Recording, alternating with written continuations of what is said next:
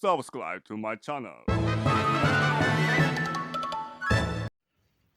Hammaga salom do'stlar. Bugun sizlar bilan uchburchak bissektrissasining xossalari haqida gaplashamiz. Bissektrissiya so'zining ma'nosi uchburchakning ixtiyoriy burchagidan chiqib, shu chiqqan burchakni teng ikkiga bo'luvchi kesma hisoblanadi. Ya'ni alfa burchakdan bissektrissiya o'tkazsak, alfa taqsim 2, alfa taqsim 2 kabi teng burchaklarga bo'ladi. Endi uchburchakning birinchi xossasiga o'tadigan bo'lsak, bu bissektrissiyaning oltin qoidasi ham deb ataladi. Ya'ni uchburchakning bissektrissiyasi borgan tomonni mos ravishda qandaydir kesmalarga bo'ladi va shu bo'laklarni borgan tomonni qandaydir nisbatda bo'lsa, u quyidagicha bo'ladi. Ya'ni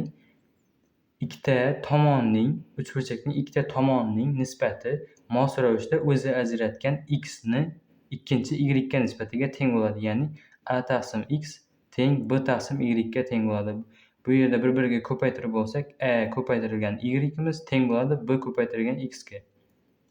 Endi keyingi, ya'ni ikkinchi xossaga o'tadigan bo'lsak, uchburchakning bissektrissiyalari bitta nuqtada kesishadi va shu kesishgan nuqtani O nuqta deb oladigan bo'lsak, uchidan boshlab kesishgan nuqtasigacha bo'lgan masofa markazdan boshlab asosigacha bo'lgan masofalarning nisbati yon tomonlarning yig'indisining asosga nisbatiga teng bo'ladi. Ya'ni bissektrissiyani ikkita bo'lakka bo'lib olsak, bular x va y deb yozib olsak, x ni y ga nisbati shu uchburchakning ikkita yon tomonining yig'indisining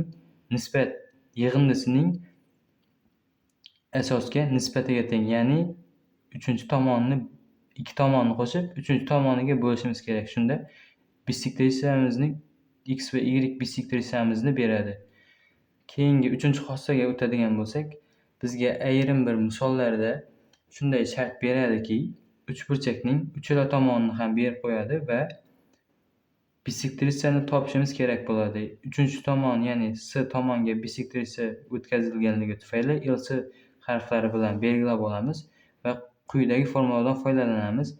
Ikkita tomonning yig'indisi ildiz ostida ikkita tomonni ko'paytiramiz va perimetrini ham ko'paytiramiz va qavs ichida perimetrdan uchinchi tomonni, ya'ni asosini ayirib olishimiz kerak.